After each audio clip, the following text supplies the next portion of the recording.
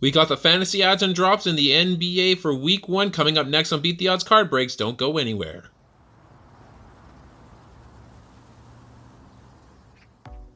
Hello, sports fans. Welcome to our first episode of Over Under, where we analyze who we want to pick up on our fantasy basketball teams that happens to be under 50% owned, and who we want to drop that is over 50% owned in Yahoo leagues. This episode, of course, is brought to you by our good friends at Beat the Odds Card Breaks. Go check them out for all your sport breaking needs. All right, let's kick this off here with the first player on our list, Kevin Huerter for the Sacramento Kings. Owned in 57% of leagues, played 2 games this week, 30.5 minutes per game, 20.5 points, 5.5 three-pointers made, 3 rebounds, 3.5 assists. He's a sharpshooter with great minutes in a fast-paced system, and he's also chipping in some boards and assists. If he's out there on the waiver wire, you better get him here right away before it's too late. Up next is OKC's Lou Dort, averaging 11.5 points a game here, 1 three-pointer, 6.5 rebounds, 3 assists, 2 steals. 31.5 minutes per game. He's a great glue guy. OKC is using a lot of rotation pieces, yet he's still getting good minutes at 31.5 minutes per game. And of course, his shooting, he's in a bit of a slump to start the year. That will correct. He was about a 41% shooter last year, and he was averaging 17 points per game with 2.5 three-pointers. So I expect to be getting a little closer to that than the 24% he's put up here so far this year. Next up is Terry Easton, forward for Houston, 18 minutes per game, 3 games played for the week, 8.3 points per game, 47.6% shooting, 100% from the line, 5.3 rebounds, 0.7 assists, a block a game. He could challenge for a starting role. If he does, he's going to get increased minutes, and he's got the potential to be a double-double machine with good threes, rebounds, and blocks. So he's somebody you should really target. Hasn't really cracked the starting lineup yet, but he's starting to get some good minutes off the bench there in Houston. If I could tell you that there's a guy out there with 36.5 minutes per game on a contending team, you'd be like, why is he not on my team? Well, he's only 28% owned. It's Royce O'Neal for the Brooklyn Nets.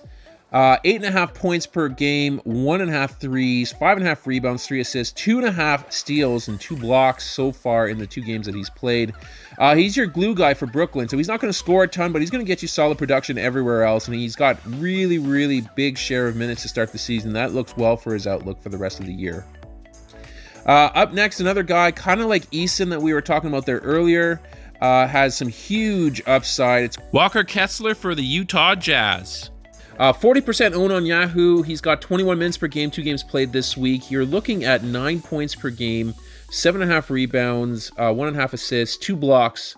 He's just one Kelly Olynyk slump away from the starting position in Utah, and he's a double-double threat if he gets 25 minutes plus of playing time per game.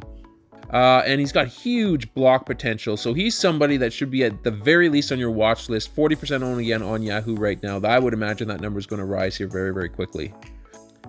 All right, here is the 5 players that you should consider dropping from your team if you got them. We'll start off with, in Chicago, Alex Caruso. He's got 26 minutes per game, 3 games played, 59% owned on Yahoo. We're looking at 3.7 points per game on 20% from the field, 66 from the line, 0.3 three-pointers. He's got 3 rebounds, 2 assists, 1.5 steals, a third of a block. He's a steal specialist, off to a slow start on offense. He just got 17 minutes in the latest game here with Zach LaVine back in the lineup. There's way too many guards on that team. And it's going to get even worse once Lonzo Ball returns from injury. That'll just make that a really, really terrible situation to get involved in. So I would consider dropping Alex Caruso. Next up, DeAnthony Melton from the Philadelphia 76ers. 52% owned on Yahoo. He had 3 games played, 19 minutes per game.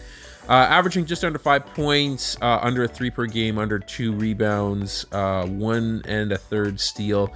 He's got a bench role, and that stymies his production. He's not offering a whole lot to warrant a spot, and he's getting a lot less minutes on this Philadelphia team than I thought he would have. So I would consider dropping Melton for the time being. We got Brandon Clark up next. 17 minutes per game on 3 games played this week. He's owned in 68% of Yahoo leagues. 6.7 points per game, 60-50 splits. He's got 4.3 rebounds, not a whole lot else. He's behind Sandy Aldama on the depth chart, And of course, the Triple J reunion is not going to help things here for him. That's going to potentially happen in December or January. So that's going to cut into his minutes even further. And he's not going to space the floor. He's not going to be shooting threes here for your team. So I would consider dropping Brandon Clarke for the time being.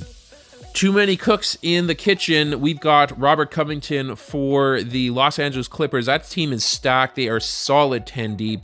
And you're not going to be getting a whole lot of minutes or production from a guy who would perform a lot better if he was on a different team. 53% owned right now, 19 minutes per game. He's got 2 games played under his belt. You're looking at 5 points, 5.5 boards, 2 assists, a steal, and a block. You are just, signing up for heartache and inconsistency with regards to Covington. Unless there's some major injuries and he's thrust into a more prominent role, I would stay away from him for the time being as well. Last on the list, we have Mo Bamba, center for the Orlando Magic, owned in 47% of Yahoo leagues. 3 games played, 13 minutes per game, 3.3 points, 21.4 from the field, 50% from the line. Less than a 3-pointer per game, 2.5 rebounds, 1 assist, no blocks to speak of yet. Bamba is off to an awful start to start the year. He's not in the starting lineup. He's not really playing meaningful minutes here. He's not on the floor in close losses, so he's not really a part of the major rotation in Orlando. I would consider dropping him for the time being, although if he does happen to get minutes, he's got huge upside in 3-pointers and blocks, so keep that in mind. And that wraps up our first episode of Over Under. If there are players that you think I might have missed, please comment below. Be sure to like this video and subscribe to the channel if you like this content, and tap that notification bell so that way you will be notified whenever we go live. We do have breaks as well if you're into card breaks, or make sure to follow us on all of our handles. You'll see the information for that in the description box below. But that's going to do it for this episode, guys. Thank you again for watching. We're going to sign off for now, but we are going to catch you in our next episode.